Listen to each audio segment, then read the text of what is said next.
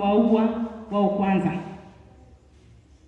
Lakini vijana hawa walipodumbukizwa katika ile tanuru, kaendelea kusoma mistari ya huko chini, tunaona baadaye walikuwa watu 3. Lakini baadaye mfalme anashangaa, mbona naona kama kuna watu 4 huku? Na hii sura ya huyu mtu wa 4 mbona ni kama ya mfano wa mwana wa Mungu? Anaanza kueleza tena wale watumishi wake, anashangaa, anasema angalieni. Watu wenyewe moto haujawaunguza, kamba zimefunguliwa, hata tu nywele za vichwa vyao hazijaguswa na ule moto. Biblia inasema mwisho wa siku Nebukadreza akawaambia, enyi Shadraka, Meshaki na Abednego, watumishi wa Mungu walio hai, njooni huku. Na tunaona mwisho anatoa amri kwamba yaani mtu yoyote atakaoenda kinyume na Mungu anayeabudiwa na Shadraka, Meshaki na Abednego, huyo ndiye atakayetakiwa kuuawa. Kwa lugha nyingine anasema Mungu ambaye sisi tunatakiwa kumwabudu ni huyu Mungu anayeabudiwa na Shadraka, Meshaki na Abednego, sio tena yale masanamu yake aliyokuwa ameyasimamisha. Kwa lugha rahisi tunaona kwamba hawa vijana waliweza kudhihirisha nguvu ya Mungu katikati ya utumwa, katikati ya hali ngumu waliokuwa wamepitia, katikati ya jaribu la kutupa katika tanuru liwakalo moto, lakini walisimama na kuidhihirisha nguvu ya Mungu. Maana yake walisema hata kama Mungu hata waokoa, walikuwa hawapo tayari kuabudu sanamu. Hata kama Mungu angewaacha wateketee na ule moto, walichokuwa wanalinda wao ni imani yao, kwamba hawapo tayari kuabudu sanamu, hawapo tayari kuabudu miungu mingine. Walichokuwa wanataka wao ni kumwabudu Mungu aliye hai, anayeabudiwa na kutukuzwa siku zote. Bwana Yesu asifiwe. Bwana Yesu apewe sifa. Wapendwa watu wa Mungu, katika hili somo ambalo tumesoma kuna mambo machache ambayo tunapaswa kujifunza au tunakumbushwa sisi wa Kristo wa leo. Jambo la kwanza ambalo tunakumbushwa ni kwamba imani ndio inayotupa ujasiri katikati ya majaribu. Imani ndio inayotupa ujasiri katikati ya majaribu. Mtu unapokuwa unapita katika majaribu, unapita katika changamoto, unapita katika hali ya sintofahamu, unapita katika hali ambayo hata wewe mwenyewe unaona yani hapa sasa sijui naendaje tena, sijui natokaje tena, sijui nafikaje tena.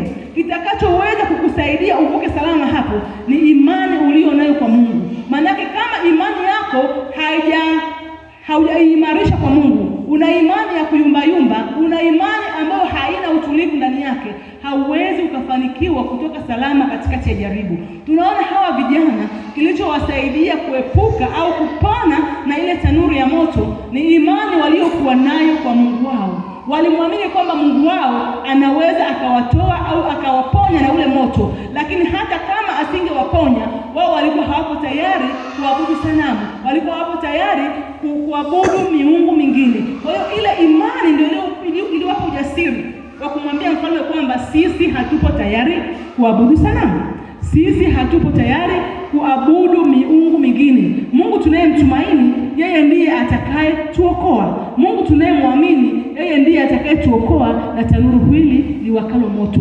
Kwa maana hiyo imani ndio inatupa ujasiri wa kukataa au ujasiri tunapokuwa tunapita katikati ya majaribu. Hebu tupate tu mfano kidogo. Wewe pale kazini unapofanya kazi au kwenye jamii yako, linapotokea jambo ambalo sio la kawaida, jambo ambalo kabisa ile jambo linakwenda kukuondoa mbali na imani yako, je, una ujasiri wa kusimama na kupinga hilo jambo? Una ujasiri wa kusimama na kusema jamani hichi kitu hapana? Una ujasiri wa kukataa rushwa unaoletewa pale ofisini kwako ili uweze kutekeleza kumfanyia mtu huduma fulani? Una ujasiri wa kusimama na kumwambia bosi wako hichi kitu hapana? Huu sio utaratibu wa serikali wala sio utaratibu wa imani. Una ujasiri huo? Maana kama hauna ujasiri, wewe ndani yako imani yako bado unatakiwa uendelee kuimarisha imani yako ili uwe na ujasiri wa kukataa maovu, uwe na ujasiri wa kukemea uovu unapotokea mahali, ili kwamba jina la Mungu lisitukanwe wala jina la Mungu lisiaibishwe kupitia wewe. Lakini jambo la pili tunalokumbusha ni kwamba Mungu anazo njia nyingi za kututoa katika hatari. Pale mtu anayemtumaini Mungu, mtu anayemwabudu Mungu katika roho na kweli, anapoingia katika hatari yoyote, Mungu anazo njia za kututoa. Hata kama kwa macho yetu ya nyama tunaona haiwezekani, lakini Mungu mwenyewe anazo kututoa. Hawa vijana Shadraka, Meshaki na Abednego wakati wanatupwa kwenye tanuru, walikuwa, Biblia inasema walikuwa wamefungwa. Maanake walikuwa hawawezi kujitetea wala kujisaidia kujiokoa kwa namna yoyote ile.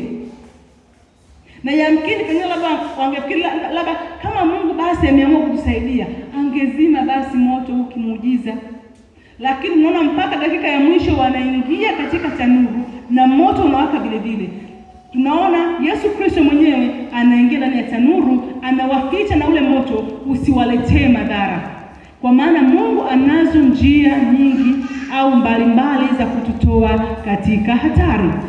Endapo labda unapita kwenye jaribu fulani au unapita katika shida fulani, ukaona labda mwenzako naye alipitia shida kama hiyo hiyo, zile njia zitumia mwenzako kutoka katika ile jaribu sizo ambazo utakazozitumia wewe. Pengine Mungu anamkuandalia njia yako nyingine kabisa ya wewe kutoka. Maana yake tusikariri. Unapopita katika changamoto unaanza kuulizia kwa uzefu, hapa jamani hivi huyu alifanyaje? Huyu aliendaje? Hapana, muulize Mungu. Mungu, hapa natakiwa nifanyeje? Hapa natakiwa nitokeje? Tusiende kwa mazoea, tusiende kwa kukariri. Mungu sio wa kukaririshwa, Mungu sio wa kumzoea. Maana yake njia zake na njia zetu ni tofauti, mawazo yake na mawazo yetu ni tofauti. Pale ambapo tunaona sisi hakuna msaada tena, hapa ndio mwisho, hapo ndipo Mungu anadhihirisha nguvu zake katikati ya maisha yetu, katikati ya ile tunayopitia, ili kwamba uweza wake uendelee kubaki juu kuliko uweza wa mwanadamu. Mungu anazo njia. Tusikariri njia za Mungu, tusikariri namna ambavyo Mungu anaweza kutusaidia au kututoa katika majaribu ambayo tunakutana nayo. Lakini jambo jingine, tunakumbushwa kuwa waaminifu katika nyakati zote. Kibinadamu, kuna mwingine akiwa katika wakati wa furaha, wakati wa amani, anakuwa ni mwaminifu sana mbele za Mungu. Lakini anapokuwa anapita katika misukosuko, anapopita katika changamoto, iwe za kifamilia, iwe ni za kikazi, iwe ni za kiimani, anakuwa sio mwaminifu. Uaminifu wa Mungu unakuwa unaondoka. Tukirejelea mfano wa hawa vijana, walikuwa waaminifu. Kipindi kile wamefika pale, wamepokelewa vizuri na mfalme, wamewekwa vizuri sehemu nzuri, walikuwa waaminifu. Hata pale ambapo mambo yamegeuka sasa, wanatakiwa kuadhibiwa kutoka kwenye tanuru la moto, pia waendelea kuwa waaminifu kwa Mungu wao. Nikumbuke kusema katika Danieli 1, wakati wanafika hapa Babeli, tunaona mfalme aliwaagizia waandaliwe chakula kizuri cha kifalme, lakini wakasema sisi hatuwezi kujitia unajisi kwa chakula cha mfalme. Sisi tupeni tu mtama na maji vinatosha. Walijua kwamba unaposhiriki chakula ni kujiungamanisha na miungu ya huyo aliyekiandaa kwa chakula. Na kihistoria wafalme walikuwa wanaliwa na nguvu za miungu. Kwa hiyo huwezi kula chakula cha mfalme alafu wewe uwe haujaungamanishwa na ile miungu. Ndio maana hawa vijana walikataa kula kile chakula. Na hii hata sisi leo inatukumbusha, kuna watu hapa wakialikwa kwenye hafla mbalimbali za viongozi wa serikali, wanapenda kula, lakini unajua hivyo vyakula vimetolewa kwa sababu gani? Je, vimetolewa hivyo vinywaji unavyokunywa vimetolewa kwa makusudi gani? Maana hakuna vitu ambavyo vinaenda bure bure. Kwa hiyo hawa vijana waligundua kwamba tukila hiki chakula tutajiungamanisha sisi na miungu ya huyu mfalme. Walikataa kula kile chakula. Kwa hiyo hata hapa wanapoambiwa watupo kwenye tanuru liwakalo moto, mambo sasa yameshageuka. Waliendelea kuwa waaminifu kwa Mungu wao. Hawakuacha kuwa waaminifu. Hawakuacha njia ile ya kweli. Hawakuacha kusimama na kweli kwa sababu wanapita katika misukosuko au kwa sababu imani yao inaenda kuyumbishwa, inaenda kufanya kuwa hatarini. Wanatakiwa waache sasa kumwabudu Mungu wa kweli, waanze kuabudu sanamu. Vijana hawa waliendelea kuwa waaminifu. Hawakuacha kumtumikia Mungu, hawakuacha kumwamini Mungu, hawakuacha kumtegemea Mungu hata pale ambapo mazingira ya nje yalikuwa yanakataa kabisa. Wanaona hapa tunaenda kufa, tunaenda kuungua na moto, lakini wao waliendelea kuwa waaminifu. Ndivyo hivyo na sisi tunapaswa kuwa waaminifu katika nyakati zote. Ukiwa na amani na furaha, kuwa mwaminifu. Ukipita katika majaribu, kuwa mwaminifu.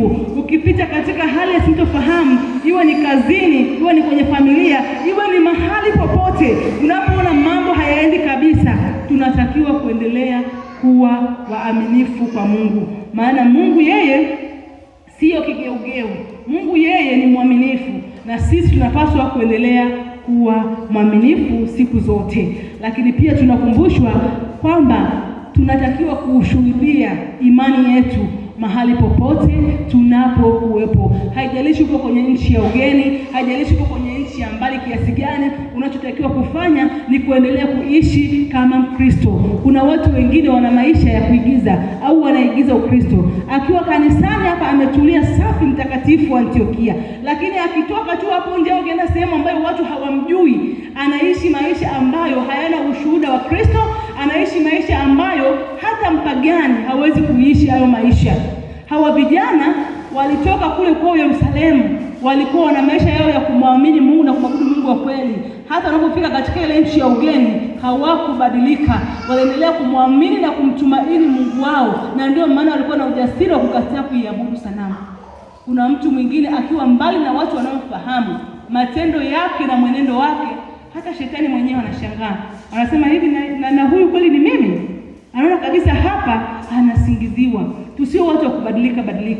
Ule Ukristo unaokuwa nao ukiwa kwenye maeneo ambayo watu wanakufahamu, huo uwe nao mahali popote, kwa sababu Roho Mtakatifu ndiye anayetushuhudia sisi kwa habari ya mambo yasiyofaa, na Roho Mtakatifu yuko ndani yetu sisi. Kila mahali tunakuwa pamoja naye. Kwa hiyo tunatakiwa kushuhudia imani yetu, ili hata wale ambao hawafahamu Mungu waweze kumfahamu Mungu, waweze kuona nguvu za Mungu kupitia matendo yetu sisi. Bwana Yesu asifiwe.